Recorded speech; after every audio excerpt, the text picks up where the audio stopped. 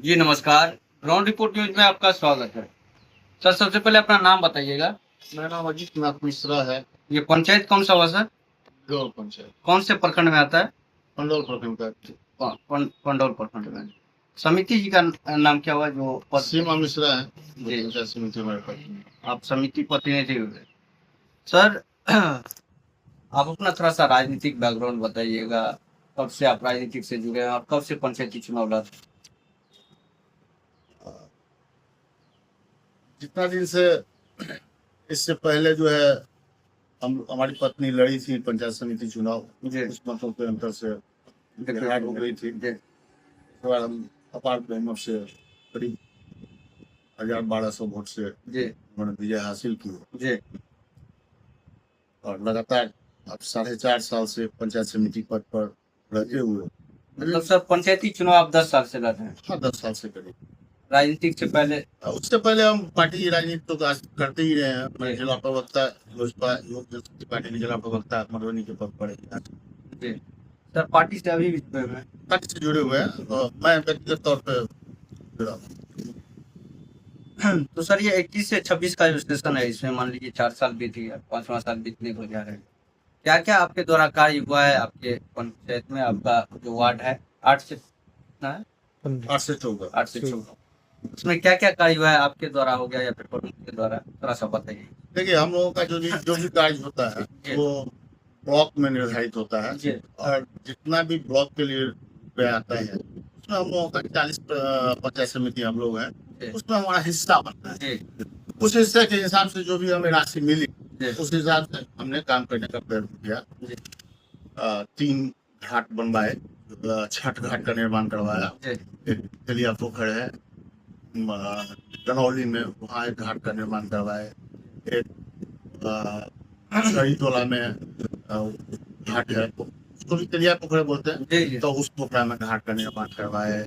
नबकी पोखर है उसमें घाट का निर्माण करवाए सर और बेसिक 2 स्ट्रक्चर सड़क भी जी। जो हमको मिला हिस्से का वो सरकारी योजना द्वारा उसका निर्माण कराया।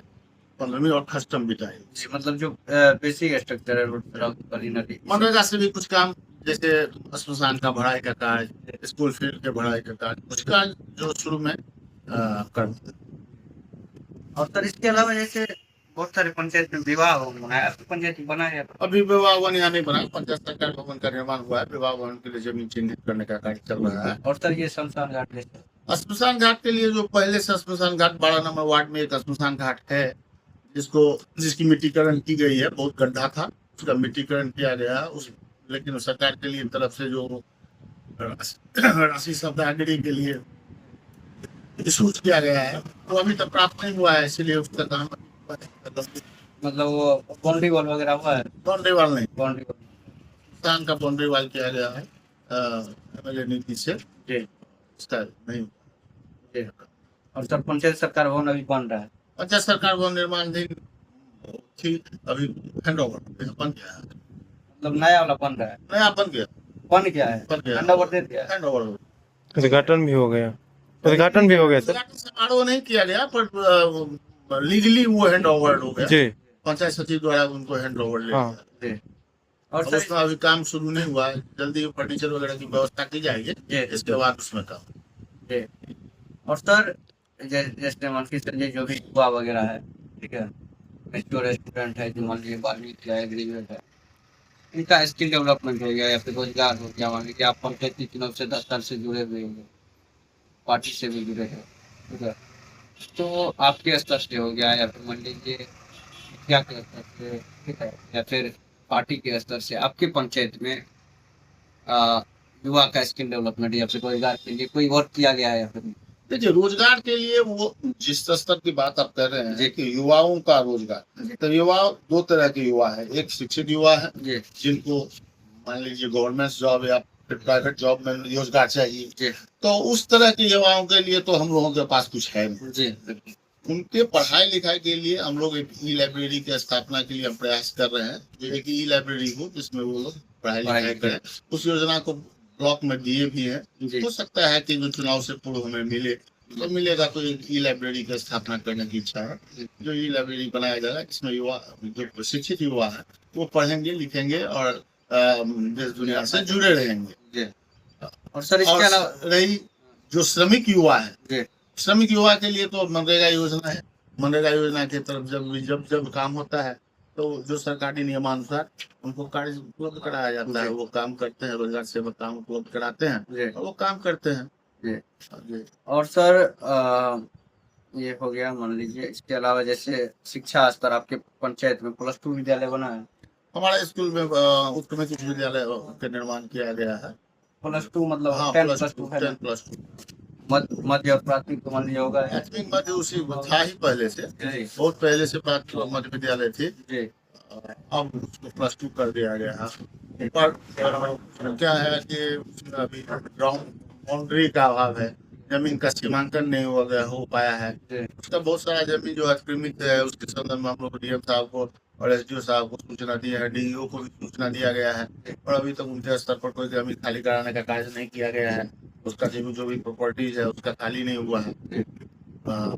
उसमें बहुत सारा इंफ्रास्ट्रक्चर का भी अभाव है। और सर जो मान लीजिए स्टेट एग्जाम वगैरह का तैयारी करता है, जो मान लीजिए जिसको फिजिकल वगैरह करने में प्रॉब्लम आता है, ये मान लीजिए रोड सड़क पे थोड़ा सा खतरा रहता है, तो उसके लिए मान लीजिए बहुत सारे पंचायत में ये खेल मैदान रहता है, ये का प्रावधान है। हमारे यहाँ खेल मैदान का जगह नहीं हो पाया, इस वजह से नहीं बन पाए। तो हम लोग उसी के लिए बोल रहे थे कि हमारा जो मध्य विद्यालय है, हाई स्कूल है, जो अब उच्च विद्यालय, उच्चतर विद्यालय हो गया है, उसका ग्राउंड में कुछ टेक्निकल प्रॉब्लम है, उसको अगर मान लीजिए ठीक कर लिया जाए तो युवाओं को दौड़ने के लिए, जो खेल मैदान की बात कर रहे हैं आप, कि वो दौड़ेंगे या जिम करेंगे या अपना शारीरिक फिजिकल प्रैक्टिस करेंगे, उसके लिए वो बहुत ही अच्छा जगह होगा, जिसके दिशा में हम लोगों ने प्रयत्न शुरू कर दिया है। हम लोगों ने पदाधिकारियों को इस बात की सूचना भी दी है। जमीन का बदलेन का कुछ समस्या है, मंदिर का जमीन है और स्कूल का जमीन है, तो एक ट्रस्ट का जमीन है और एक स्कूल का जमीन है, तो दोनों का बदलेन हो जाता तो वो बड़ा सा एक फील्ड हो जाता जिसमें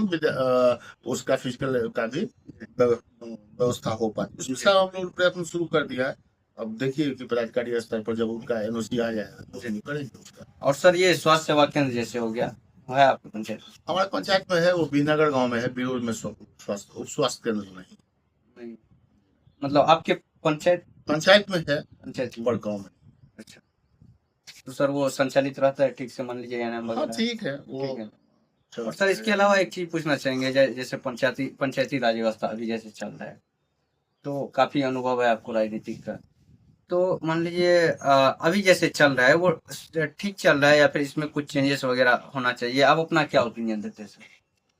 देखिए, पंचायती राज व्यवस्था के तहत जो है सबसे बड़ी बात है कि इसमें जो मतलब काम का जो स्तर है वो हर आदमी को, जैसे वार्ड वाइज बटा हुआ है, तो वार्ड मेंबर का निष्क्रियता हो गया, तो वार्ड मेंबर को 7 विषय के तहत कुछ काम दिया गया था, मुखिया जी को अलग काम दिया गया था, हम लोगों का अलग काम है बोर्ड, तो उसका जो है वार्ड मेंबर लोगों को भी काम कुछ मिलना चाहिए था, उन लोगों को काम नहीं मिला। तो इस सब चीज पर बहुत सारा चीज है पंचायती राज व्यवस्था में, जो जिस चीज का अभाव है, जिसमें सरकार अपने स्तर पर निर्णय लेगी, हम लोग कुछ कर नहीं सकते हैं।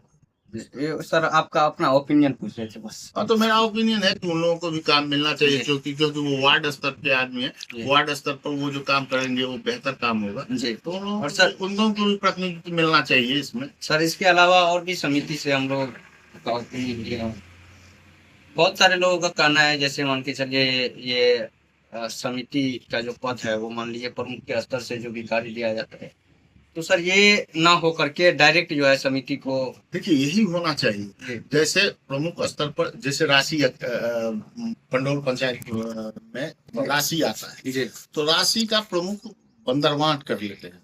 वो जब चुनाव होता है तो प्रमुख एक खास वर्ग द्वारा चुने जाते हैं, तो नेचुरल है कि 2 भाग में डिवाइड हो जाता है। तो विरोधियों को कभी भी योजना नहीं मिल पाती है। वो क्या करते हैं कि जो क्षेत्र के पंचायत समिति उनको सहयोग करते हैं, उन्हीं को सारा का सारा योजना दे देते हैं वो, और जो सहयोग नहीं करते हैं उनको योजना के अभाव में उनके क्षेत्र का विकास ही नहीं हो पाता है। तो मेरा ये कहना है कि जितनी भी राशि हो वो समान रूप से सभी क्षेत्रों को दिया जाए, जी जिससे जो है हर क्षेत्र का विकास हर होगा, क्षेत्र हर का पंचायत विकास की विकास होगी जी और भागीदारी भी हो पाएगा, वो पंचायत समिति की भागीदारी भी हो पाएगी उन लोगों का। ये सर आप लोग का प्रमुख कौन है अभी?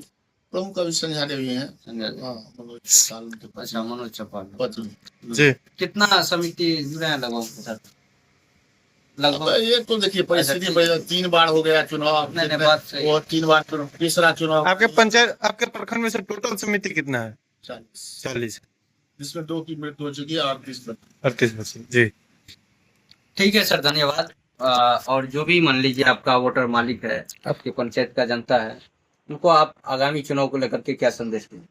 बहुत बहुत शुभकामना। पंचायती राज विभाग पंचायती राज व्यवस्था के तहत उनको अधिकार है कि वो वोट करें और ऐसे व्यक्ति को वोट करें जो उनके समाज को नई दिशा दे, मेहनत करे, उनके लिए कुछ प्रयत्न करे और ईमानदारी पूर्वक काम करे, उन्हीं को वोट करें। जी बिल्कुल सर धन्यवाद। आप अपना नाम बताइएगा अगर पीछे panchayat sir. Panchayat sir mobile number थोड़ा सा मेंशन कर दीजिए। Mobile number 8709571299। जी